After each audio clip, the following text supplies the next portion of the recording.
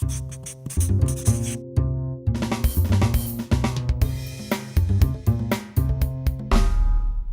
it's great to be here. I don't think I do sexy very well, but I guess I do come from the entertainment industry. And it's great to be able to be here to tie in all these great ideas that you're hearing about today. You've heard about identifying high-impact entrepreneurs. You heard about equity, not aid. And you heard about cell phone usage and how that innovation is really going to be key to the future. And at Opportunity International, we support all those big ideas. But let me start with the numbers. 3 billion people, nearly half the world's population, live on less than $2 a day. On $2 a day, you can't pay the fees for your children to go to school. Your food, when you can't afford it, lacks nutritional value. And it's estimated that 853 million men, women, and children in the developing world are chronically hungry. So globalization by itself cannot lift such numbers out of poverty. For the world's poorest countries, it is bottom-up globalization that holds the key to improving these economies. Our job at Opportunity International is to provide our client entrepreneurs who are at the bottom of the economic pyramid with the tools to work their way up that pyramid. Last night I heard someone speak about the economic ladder. And if you can envision the economic ladder, we're all trying to move up the rungs of that ladder. Well, in the global economy, for half the world that lives on less than $2 a day, those rungs don't exist at the bottom of that ladder. And Opportunity's job is to provide rungs so they can move themselves up. Our focus is global, and our outreach is local, to the community and to the individual. But if the economic crisis has taught us anything, is that the global economies are linked.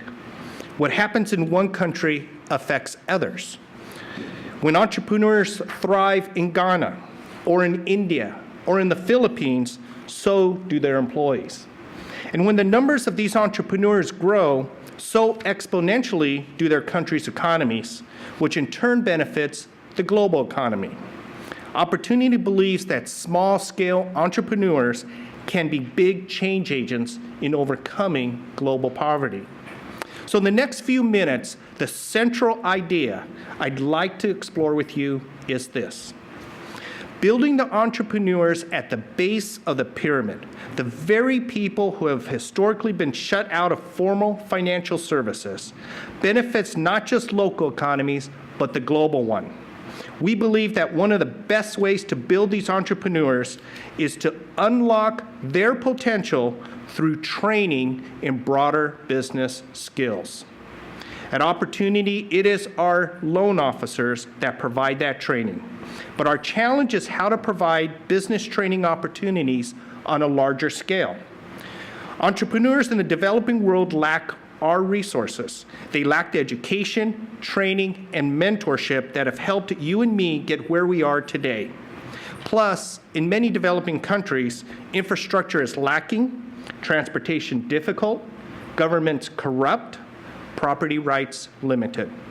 Such challenges are beyond the scope of this presentation to address.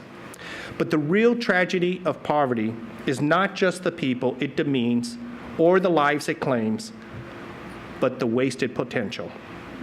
Where poverty is the way of life, people's potential is often overshadowed by the struggle to survive. But when equipped with the right tools, including access to capital and training and business skills, even the most vulnerable are able to change their own world and create a brighter future for their children. Our clients learn in groups from loan officers about spending, budgeting, borrowing, managing debt, and diversifying businesses.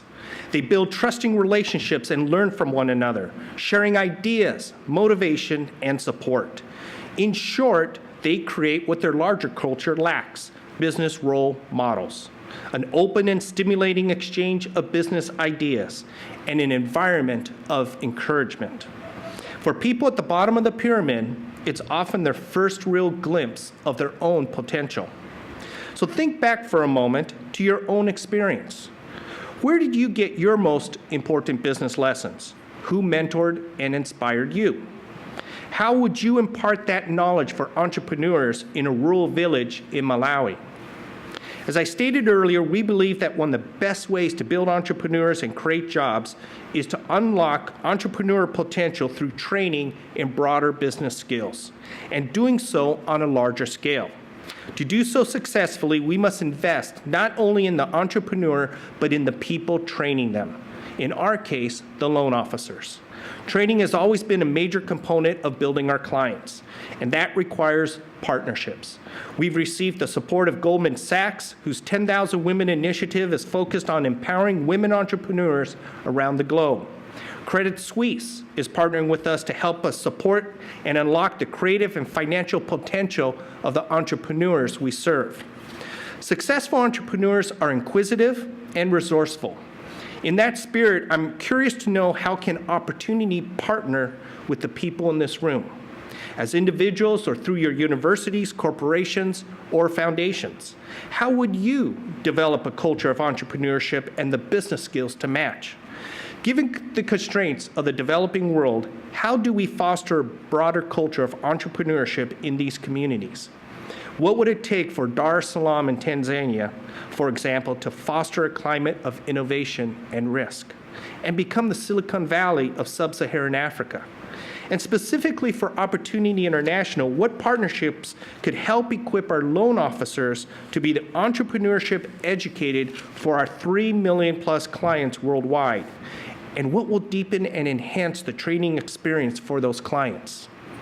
I've appreciated the opportunity to share our strategy and challenges with you.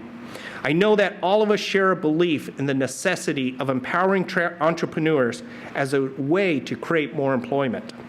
The question I leave you with today is, how will we help the 3 billion people living on less than $2 a day discover their entrepreneur potential? Thank you.